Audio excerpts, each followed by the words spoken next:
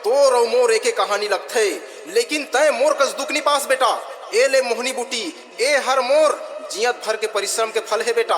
ए मोहनी बूटी ला मोर बताए मंत्र ला पढ़ के लड़की ऊपर फूंक देबे, लड़की हर तोर दिलो जान से दीवानी हो जाही बेटा। जा मोर आशीर्वाद है बाबा के।